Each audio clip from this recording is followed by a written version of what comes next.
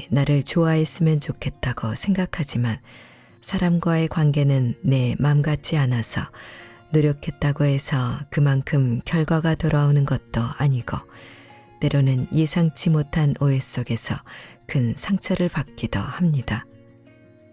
이 책은 관계의 기본 원칙에서부터 대화법, 갈등 상황을 다루는 법, 관계를 정리하는 법까지 인간관계에 대한 모든 주제를 담고 있는 책인데요.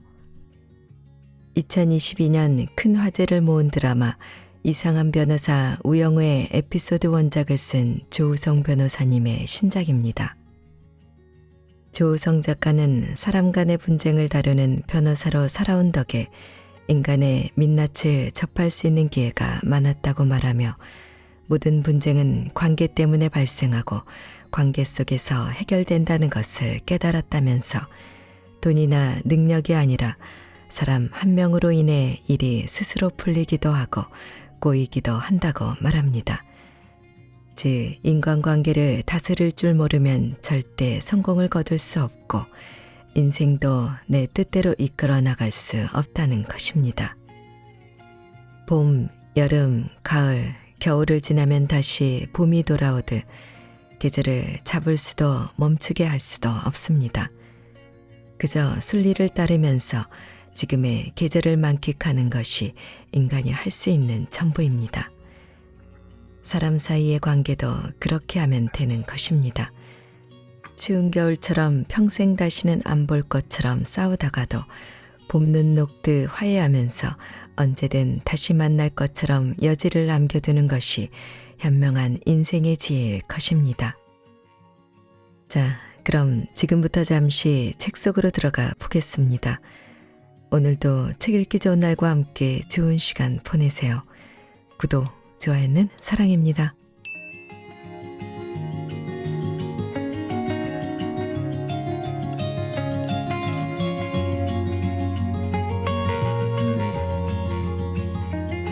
돈, 저축보다 중요한 인심저축. 우리가 저축을 하는 이유는 유사시에 요긴하게 쓰기 위함이다. 여유가 있을 때 돈을 다 쓰지 않고 조금씩이라도 모아두면 어려울 때 큰 힘이 된다. 그래서 여유가 없더라도 허리띠를 졸라매고 저축을 하기도 한다. 돈을 저축하는 것 못지않게 중요한 일이 바로 인심저축이다. 인심저축이란 무엇일까? 다른 이의 처지를 헤아려서 도와주고 마음을 얻는 일이다. 이렇게 저축해 놓은 인심은 위기가 발생했을 때 그 위력을 발휘한다. 업무상 정말 다양한 사람을 만난다. 큰 성공을 이룬 사람 중에는 내가 이렇게까지 올라오는데 당신들이 뭐 보태준 거 있어 라면서 어깨에 힘을 주는 사람이 있다. 겸손할 만도 한데 꼭 티를 낸다. 이러한 오만한 태도는 주위 사람들에게 불쾌하게 만들 뿐만 아니라 그래 너 얼마나 잘 되나 보자 라는 억하심정까지 불러일으킨다. 하지만 우리가 명심해야 할 것은 영원히 잘 나가는 사람은 없다는 점이다. 추락한다는 건 올라가 있기 때문이다. 높이 올라가 있을수록 추락의 여파는 크다. 한때 잘 나가던 사람이 어딘가에 걸려 넘어졌을 때 평소 인심저축을 해놓지 않아 인심 계좌가 마이너스 상태라면 주위 사람들이 그 불행을 통쾌하게 여긴다. 네, 그럴 줄 알았지 라면서 자기들끼리 수근거린다. 하지만 인심계좌 잔고가 충분하다면 도움을 주기 위해 사방에서 달려온다. 위기를 수월하게 극복하는 사람을 보면 사람들은 쟤는 복도 많아 완전 위기 상황이었는데 도움을 받고 일어서네 라고 부러워하지만 실은 그 사람이 평소에 인심을 저축해 놓은 결과일 가능성이 크다. 누군가는 이렇게 반문하리라. 다 좋은 말인데요. 제 앞가림할 여유도 없는데 남에게 어떻게 인심을 베푼단 말인가요? 저에게는 팔자 좋은 소리로만 들립니다. 이에 대한 좋은 해답을 소개하고자 한다. 석가모니는 어느 제자가 똑같은 질문을 했을 때 무제칠시, 즉 돈이 없어도 남에게 베풀 수 있는 7가지 방법을 설명했다. 1. 화인시. 얼굴에 밝은 미소를 띠고 부드럽고 정답게 대하는 것. 환하고 기쁨에 가득 찬 미소를 머금은 표정은 그 자체로도 주위에 많은 사람에게 편안함을 주는 소중한 배품이다. 2. 언사시. 공손하고 아름다운 말로 대하는 것. 사랑의 말, 칭찬의 말, 격려의 말, 양보의 말, 부드러운 말 등을 말한다. 말 한마디로 천냥빚도 갚는다고 하지 않던가. 3. 심시. 착하고 어진 마음으로 사람을 대하는 것. 특히 상대가 힘들고 상처받았을 때 따뜻한 마음으로 대하는 것은 상대에게 큰 위안이 된다. 4. 안시. 호의를 담아 부드럽고 편안한 눈빛으로 대하는 것. 표정은 거짓으로 만들 수 있지만 눈은 쉽게 속임수를 부리지 못한다고 한다. 심시와 안시는 같이 병행된다. 5. 신시. 몸으로 베푸는 것으로 예의 바르고 친절하게 남의 일을 도와주는 것을 말한다. 누군가 힘들게 일을 하고 있을 때 내 일이 아니라며 뒷짐을 지고 있을 게 아니라 잠깐이라도 소매를 걷고 도와주면 상대는 그 고마움을 쉽게 잊지 못한다. 6. 상자시. 다른 사람에게 자리를 내줘 양보하는 것. 이는 책은담에서도 자주 나오는 문구인데 좋고 빛나는 자리가 있을 때 그리고 그 자리를 내가 차지하는 게 당연하다고 생각할 때도 같이 일한 사람을 위해 자리를 내주고 양보하면서 당신 덕분입니다 라고 말할 줄 아는 여유를 뜻한다. 7. 방사시. 다른 사람에게 편안하게 쉴 수 있는 공간을 제공해 주는 것.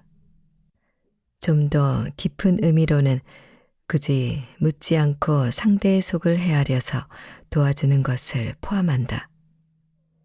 이 7가지 방법은 돈이 없어도 좀 더 섬세하게 성의를 다하면 충분히 할 수 있는 일이다. 또는 핑계일 뿐이다. 요즘처럼 SNS가 대세를 이루고 있는 사회에서는 SNS를 적절히 활용하는 것도 좋은 방법이다. 사람들이 SNS에 사진을 올리고 자신의 일을 포스팅하는 이유는 무엇일까? 무언가를 널리 알리거나 자랑하고 싶은 마음에서다. 평소 알고 지내던 사람이 SNS에 새로운 글을 올렸다고 치자. 그 게시물에 좋아요를 누르고 아주 멋집니다. 항상 응원합니다. 라는 댓글을 올리는 것만으로도 그 사람에게 마음의 선물을 주는 것이다. 사람은 다른 사람의 관심에 아주 민감하다. SNS에서는 더욱 그렇다. 특히 그 사람이 아들이나 딸의 일을 올렸을 때 격한 칭찬의 댓글을 올린다면 그는 당신을 오랫동안 기억하게 될 것이다. 부모는 자식을 칭찬해주는 사람을 싫어할 수 없다. 굳이 만나거나 전화를 하지 않고 클릭과 댓글 하나만으로 마음을 표시할 수 있는 시대가 되었으니 얼마나 편리한가. SNS의 역기능을 우려하는 사람들도 있으나 적어도 가벼운 관심과 애정의 표현으로 SNS만큼 유용한 기물도 없다고 생각한다. 당신의 재능은 사람들의 머릿속에 기억되지만 당신의 인간적인 배려는 가슴 속에 기억된다. 그리고 가슴으로 당신을 기억하는 사람들은 모두 다 당신 편이다.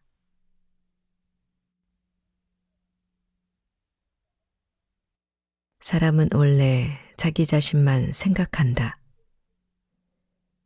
내가 감히 인간관계에서 가장 중요한 원칙을 하나 꼽는다면 바로 다음의 명제를 정확히 이해하는 것이라고 생각한다. 인간은 자기중심적이다. 너무 뻔한 말로 들릴지 모르겠으나 이 말만큼 심오하게 인간관계의 핵심을 찌르는 말도 없다. 이 말의 의미를 제대로 이해하고 인간관계에 적용한다면 누군가에게 큰 영향력을 발휘할 수 있을 것이다. 이 말에는 크게 두 가지 의미가 있다고 생각한다. 첫 번째는 다른 사람의 그 어떤 중요한 일보다 자신의 사소한 일이 훨씬 중요하다는 의미다. 아프리카에서 몇십만 명이 기아에 허덕이며 생명의 위협을 받고 있다는 뉴스보다 내 손톱 밑에 박힌 가시가 더 아프게 느껴지는 법. 자기 자신에게 가장 관심이 있는 사람은 본인이다. 여러 사람이 모인 곳에서 대화를 할 때 상대방의 말이 잘 안 들릴 정도로 시끄러운 상황이라고 해도 누군가 당신의 이름을 부르면 금방 돌아보게 된다. 그만큼 우리는 자신에게 집중하고 있다. 따라서 누군가와 관계를 맺을 때 그 사람이 가장 큰 관심을 보이는 것, 제일 중요하게 생각하는 것이 무엇인지를 예리하게 알아차리고 거기에 공감과 지지를 표현하면 그 사람은 당신 편이 될 확률이 높다. 이렇게 써놓으면 아주 쉬운 일처럼 보일 것이다. 하지만 사람들은 타인의 입장을 먼저 생각하는 일에 많이 인색하다. 사소한 일이라도 중요하게 생각해주는 사람은 지극히 드물기 때문에 그런 태도를 보여주면 상대는 큰 감동을 받게 된다. 이는 만고불변의 진리다. 두 번째는 사람은 누구나 자기를 귀한 존재라 여기고 타인으로부터 인정받는 것에 목말라 한다는 의미다. 다시 말해 강한 인정 욕구를 가지고 있다. 이를 파악한 인물이 바로 자기 개발의 대가인 데일 카네기로 그가 쓴 데일 카네기 인간관계론은 1936년에 출간되어 현재까지도 세계적인 베스트셀러다. 이 책은 당시 악명 높았던 흉악범 이야기로 시작된다. 면허증을 보자는 경찰관의 말 한마디에 망설임 없이 총탄을 퍼부어 당시 뉴욕 역사상 가장 위험한 범죄자로 손꼽히던 크롤리가 그 주인공이다. 이 이야기의 핵심은 흉악하게 이를 데 없는 쌍권총의 사나이로 불렸던 크롤리조차도 자신을 전혀 나쁜 사람이라고 생각하지 않았다는 점이다. 그는 충격적이게도 내 심장은 따뜻하다. 어떤 사람에게도 해를 끼치지 않고자 하는 심장이다 라는 말을 남겼다. 지금도 우리는 이런 범죄자를 쉽게 만날 수 있다. 나는 인생의 소중한 시절을 사람들에게 즐거움을 주는 데 바쳤다. 그러나 결국 내가 얻은 것은 세상의 비난과 범죄자라는 낙인이 찍힌 삶이다. 이 한탄은 미국을 공포에 떨게 했던 암흑가의 왕 알 카포네의 말이다. 누구나 비난하는 알 카포네 역시 자신이 악한이라고 생각하지 않았다. 오히려 자신은 자성가이며 세상이 자신을 오해하고 있다고 주장하는 점에 주목해야 한다. 카네기는 이 일화를 통해 이런 흉악범도 자신이 옳다고 생각하는데 하물며 평범한 사람들은 어떻겠는가 라는 질문을 던지고 다음과 같은 결론을 얻게 된다. 나는 사람들은 아무리 잘못을 저질러도 자신을 비판하지 않는다는 것을 깨달았다. 비난은 무익할 뿐이다. 비난은 사람을 방어적으로 만들고 정당화하려고 애쓰게 한다. 비난은 위험스러울 따름이다. 비난받는 사람은 소중한 자존심에 상처를 입어 결국 적개심을 갖게 된다. 이 책을 통해 카네기는 인간이란 매우 비이성적인 존재이다. 인간은 자신에게 그저 열중해 있는 정도가 아니라 대단히 열중하고 있다. 진정으로 타인에게 관심 있는 사람은 아무도 없다 라고 이야기한다. 그래서 타인의 존경에 굶주리고 자신의 가치를 남들이 알아주기를 몹시 원한 나머지 자신에게 관심을 주고 자신의 진가를 인정해주는 단순한 말이나 행동, 사소한 아부에도 쉽게 마음을 내어준다는 것이다. 데일 카네기는 이 내용을 바탕으로 자본이 없어도 성공할 수 있는 실전적인 자기개발 강의를 시작해 어마어마한 성공을 거둔다. 사람의 취약한 본성을 직시하고 이를 적극적으로 활용하는 카네기의 주장은 대단히 현명하고 현실적이다. 나 역시 그 어떤 영역보다 이성과 논리가 무기인 곳에서 일하지만 이 사실을 잊지 않으려 한다.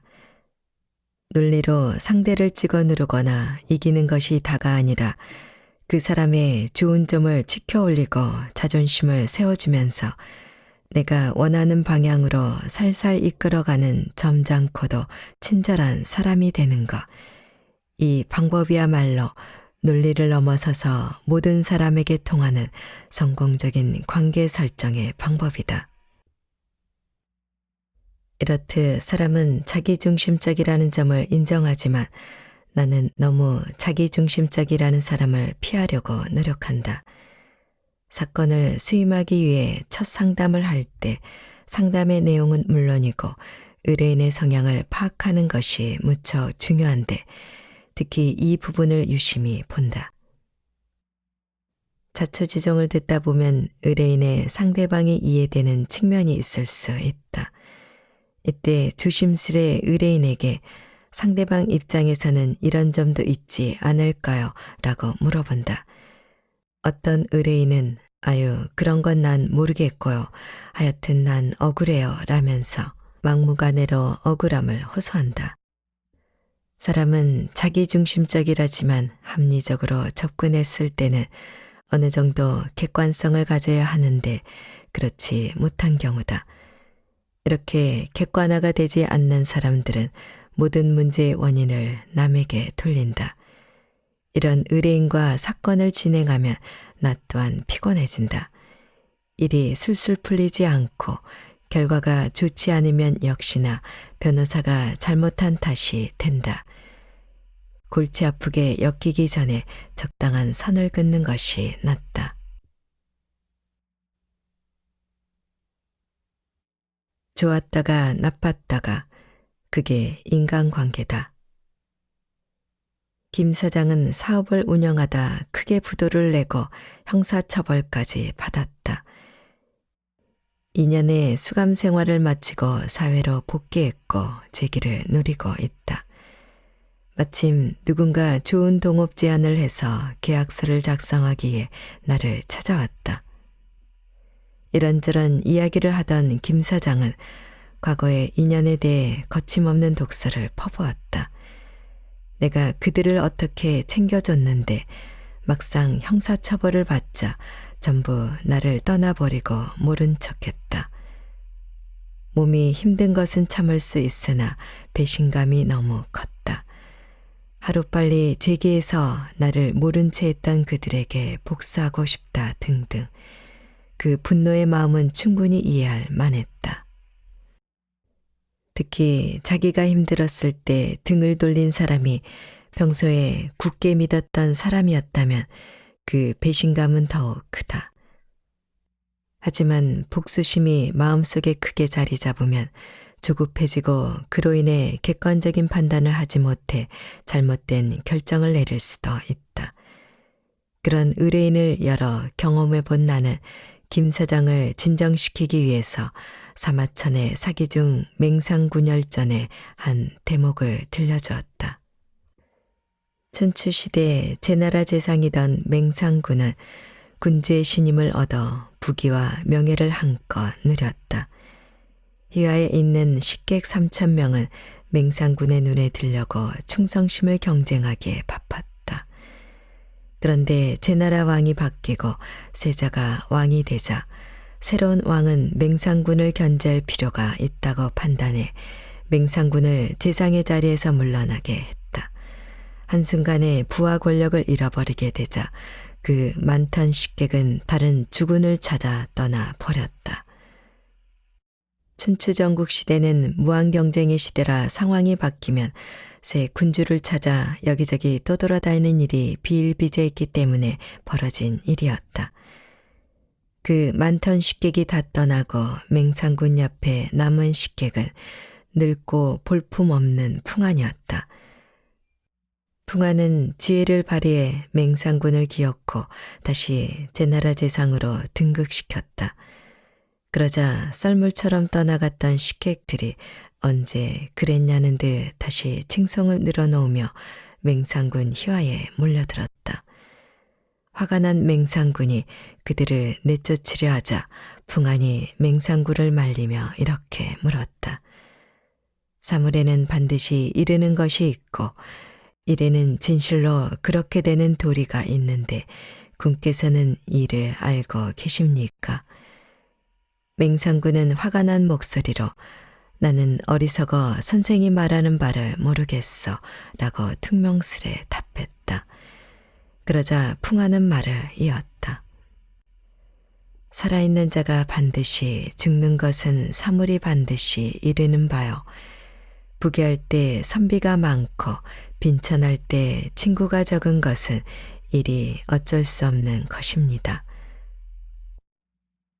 군이 과거의 지기를 잃고 빈객이 모두 떠났던 것을 두고 그들을 원망하는 것은 적절치 않습니다. 그럼에도 그들을 원망한다면 이는 선비들이 다시 군에게 돌아오는 길을 끊어버리는 것과 같습니다. 바라건대 군께서는 옛날처럼 객을 대우하여 주십시오. 맹상군은 그 말을 듣고 크게 깨달은 바 있어 풍한에게 2번 절하며 말했다. 삼가 그 명에 따르겠소. 선생의 말씀을 듣고 어찌 감히 가르침을 받들지 않을 수 있겠습니까? 그러고는 환히 웃는 낯으로 예전의 식객들을 다시 맞아들였다. 맹상군은 그 후에 식객들의 도움을 받아 더욱 이름을 날렸다. 김 사장은 내 이야기를 듣더니 감탄했다. 그러고는 고개를 크게 끄덕였다. 원래 인간 세상이 그렇다는 말씀이지요. 씁쓸한 이야기지만 부인할 수 없는 현실인 것 같네요. 제 생각이 짧았습니다. 새롭게 시작해야 하는데 하마터면 또 적을 만들 뻔했습니다. 고맙습니다. 풍한의 말을 듣고 깨우친 맹상군이나 내 이야기를 듣고 마음을 바꾼 김 사장 모두 마음에 그릇이 큰 사람이다. 주사 김정희가 제주에 귀향을 가자 모든 사람이 그를 외면했다. 하지만 제자 이상적만은 변함없이 추사를 모셨다. 이상적은 역관이었기에 청나라에 갈 일이 많았는데 갈 때마다 고가의 귀한 책을 사서 이를 힘있는 고관이 아닌 추사에게 보냈다. 책을 좋아하는 추사에게는 더없이 고마운 선물이었다. 이런 이상적에게 고마움의 표시로 추사가 그려준 그림이 주사의 세안도다. 논어에 나오는 날이 추워진 뒤에야 소나무와 잣나무가 여전히 푸르다는 것을 알 수 있다 라는 말에서 주제를 따온 그림이다. 고관대작에게 이 귀한 책을 선물하면 자네 출세에도 도움이 될 텐데 이미 끈떨어진 나를 이렇게 생각해 주다니 자네야말로 소나무와 잣나무로세 라는 추사의 마음이 담겨 있다. 이렇듯 상황이 변했는데도 한결같은 마음을 가지는 것은 논어의 공자도 주사 김정희 선생도 특별히 언급할 만큼 어려운 일이다. 관계는 좋았다가 나빠질 수 있고 나빴다가 좋아질 수 있다. 내 상황이 좋지 않을 때는 상대와 거리감이 생기거나 상대가 떠나갈 수도 있음을 인정해야 한다. 그 사람이 떠나갔다고 해서 미워하지 말고 또 내 상황이 좋아져서 그가 다시 돌아왔을 때 왜 그랬는지 캐묻지 말라. 씁쓸할 수 있으나 분노하거나 곱씹느라 큰 일을 망쳐서는 안 된다. 이익에 따라 움직일 수밖에 없는 부정하고 싶지만 부정할 수 없는 인간의 이기심과 나약함을 인정해야 한다. 어쩔 수 없는 자연의 이치이자 인간사인 것이다. 껄끄러운 사람과 편해지는 법. 우리는 내가 도와준 사람을 더 많이 생각할까? 아니면 나를 도와준 사람을 더 많이 생각할까?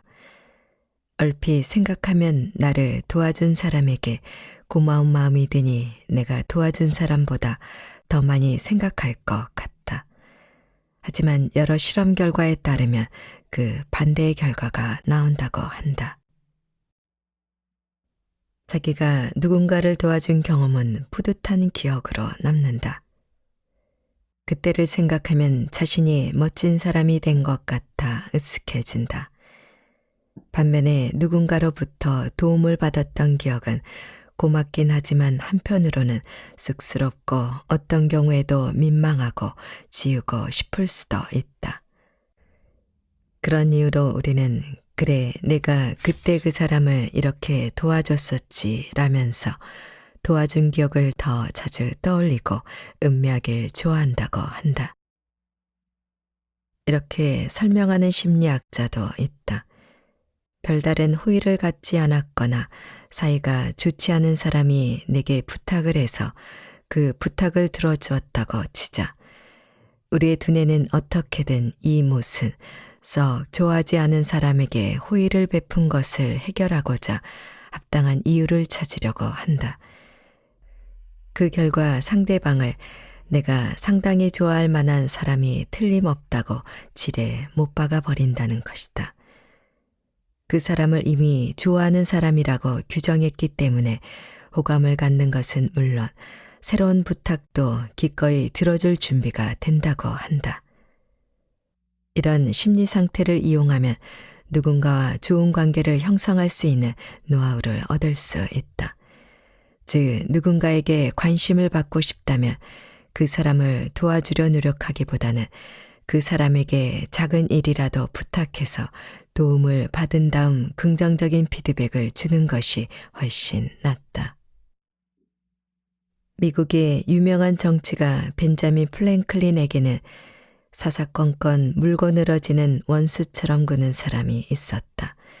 바로 펜실베니아주 의회의 한 의원이었는데 프랭클린은 이 의원과의 관계를 개선하려고 고민하다 한 가지 꾀를 냈다.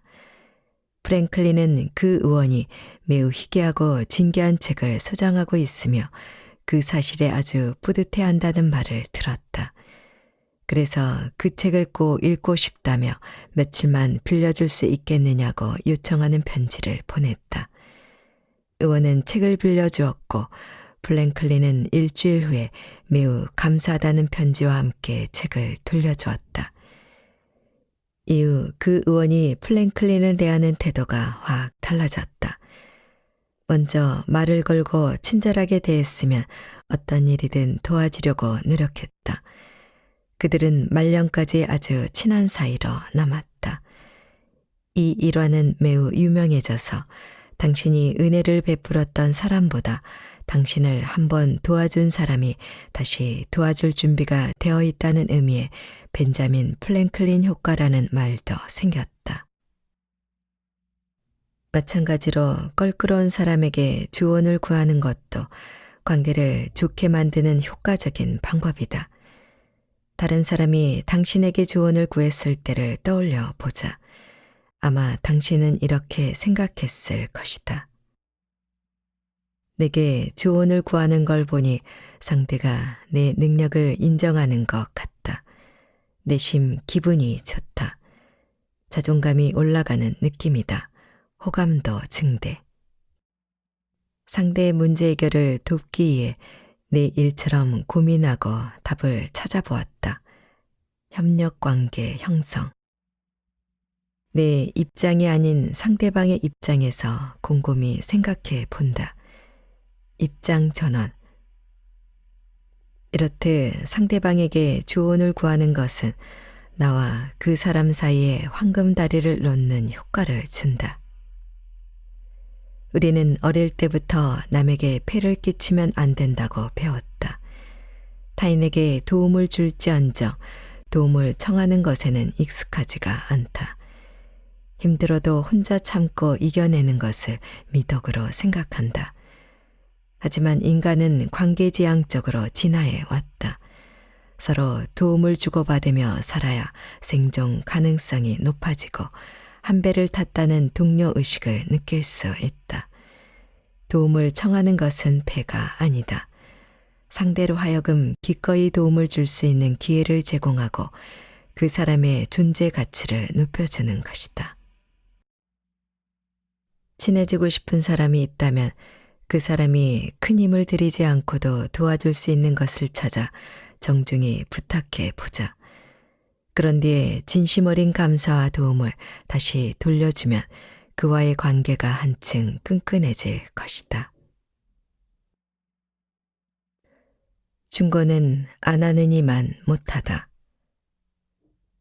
박 대표는 나름 친구랍시고 같은 업종에 있는 신 대표를 만날 때마다 진심 어린 충고를 한다. 하지만 신 대표는 성격이 고지식해서 그런지 충고에 귀 기울이기는커녕 강하게 반감을 표현해 박 대표를 머쓱하게 만드는 경우가 자주 있다. 박 대표는 신 대표가 자기 마음을 몰라주는 것 같아 서운하다. 하지만 내가 보기에는 박 대표가 오지랖이 넓은 편이고 굳이 안 해도 될 말을 해서 사람을 성가시게 하는 측면도 있다. 나는 박 대표에게 그런 점을 넌지시 알려주려다가 괜히 어색해질까봐 참고 말았다. 충고는 어렵다. 심지어 타이밍을 잘못 맞추면 관계를 악화시키기도 한다. 충고를 하는 사람은 대부분 상대방을 걱정하는 마음 때문에 말을 꺼내지만 상대방이 자신의 마음도 몰라주고 반발을 하거나 퉁명스럽게 받아들이면 더 서운해진다. 하지만 충고를 하는 사람들이 명심해야 할 몇 가지가 있다. 첫째, 나와 상대가 충고를 주고받을 사이인가를 먼저 따져봐야 한다. 둘 사이에 마음의 통로가 만들어져 있지 않은 상황에서 충고를 하면 이는 액면 그대로 받아들여지지 않는다. 불필요한 간섭 내지는 잘난치 않은 것으로 오해하기 쉽다. 내 말이 아무리 옳다고 하더라도 충고를 주고받을 만한 신뢰가 갖춰져 있는지를 생각하자. 둘째, 충고는 아무리 조심스럽게 하더라도 넌 틀렸어. 그러니 고쳐야 해 라는 메시지가 담기기 마련이다. 자신이 틀렸다는 평가를 받는 일을 좋아할 사람은 없다. 즉, 충고는 본질상 상대방의 귀를 거슬른다는 점을 명심해야 한다. 노노 2인편에 보면 이런 말이 나온다. 신하로서 임금을 섬기면서 자주 가나면 욕을 당하게 되고 친구 사이에 자주 충고를 하면 서로 소원해진다. 옳은 말이라 하더라도 귀에 거슬리는 말을 자꾸 하면 상대방이 충분히 받아들일 준비가 되어 있지 않을 때는 둘의 관계가 멀어질 수밖에 없다고 설명하고 있다. 그러면 어떻게 해야 충고를 잘할 수 있을까? 노노 안연편에서 답을 찾아보자. 자공이 친구를 사귀는 것에 대해 묻자 공자가 말했다. 충심으로 말해주고 좋은 쪽으로 인도하되 만일에 그가 듣지 않거든 즉시 멈춰 스스로를 욕되게 해서는 안 된다. 상대가 충고를 제대로 듣지 않으면 즉시 멈춰야 하며 이를 멈추지 않으면 결국 스스로를 욕되게 하는 어리석은 일이 될 수 있음을 경계하라고 가르친다. 다른 사람의 충고를 들을 준비가 되어 있지 않은 사람에게 충고는 무용한 것이며 오히려 관계를 악화시킬 수 있다는 뜻이다. 셋째, 상대방에 대한 충분한 파악 없이 피상적 지식에 근거한 충고는 상대를 화나게 만들 수 있다. 충고를 하는 사람은 상대방의 상황을 100% 알지 못한다. 자칫하면 오지랖 넓은 참견 정도로밖에 들리지 않는다. 또한 이론적으로야 옳은 말이지만 상대방의 상황상 충고하는 대로 할 수 없는 경우도 있다. 이럴 때는 충고의 말이 공허하게 들릴 수밖에 없으며 때로는 무책임하게 느껴지기도 한다. 다른 사람을 책망하는 것은 무조건 잘못된 것입니다. 다른 사람의 영혼에 무슨 일이 일어났는가 또는 무슨 일이 일어나는가 알 수 없기 때문입니다. 라는 톨스토이의 말과 같은 맥락이다. 충고는 먼저 하기보다는 상대방이 충고를 청할 때 하는 것이 맞다. 상대방이 막다른 지점에서 고민하고 있는 것처럼 보여도 스스로 해결책을 찾기 위해서 고심하고 있다면 그대로 지켜보는 것이 낫다는 말이다. 만약 상대가 충고를 해달라고 요청했다면 어떻게 해야 할까? 겉으로는 충고를 해달라고 했지만 사실은 본인의 생각이 맞는지 확인하고 지지를 받고 싶어 하는 경우가 많다. 친구가 애인과 싸웠을 때 어떻게 하면 좋을까라고 질문을 한다고 치자. 이런 질문을 하는 대부분의 사람은 애인과 헤어질지 화해할지에 대한 본인 나름의 답을 가지고 있다. 그런데 눈치 없게 진짜 내 생각을 이야기해버리면 분위기가 애매해진다. 따라서 이런 질문을 받았을 때는 상대의 생각이 어떤지 조심스레 대화를 나눠보고 상대의 생각에 동조해 주거나 지혜를 보태주는 식으로 대화하는 게 낫다. 답을 정해놓고 왜 나한테 물어보냐라고 생각할 수 있지만 그래도 당신에게 의견을 물어본 게 어디인가. 나도 과거에는 충고나 조언 때문에 마음 상하는 일이 많았다. 잘난 체 하는 마음이 있었던 것도 그를 낮추어 본 것도 아니었다. 분명 내 마음은 진심이었는데 그걸 몰라주니 나 역시 속상하고 반감마저 들었다. 하지만 자꾸 충고를 하려는 자세는 내가 상대방을 고칠 수 있다는 마음, 내가 옳다는 마음에서 비롯된 것이었음을 뒤늦게 알게 되었다. 이제는 상대의 이야기를 되도록 있는 그대로 들어주고 상대가 진지하게 내 의견을 물어볼 때만 입을 뗀다. 이렇듯 충고라는 것은 민감하고 받아들이기 어려운 것이기에 반대로 남의 충고를 잘 소화하는 사람은 얼마나 대단한 사람인가 하는 생각이 든다. 아무리 훌륭한 충고라도 듣는 사람이 그 말에서 아무것도 얻지 못하면 소용이 없으니 말이다. 그래서 충고를 받아들이는 사람은 충고를 건네는 사람보다 훌륭하다라는 말이 있나 보다. 충고는 하는 것도 어렵고 받아들이는 것은 더 어려운 어쩌면 인간관계에서 최고 난이도에 속하는 기술인지도 모르겠다.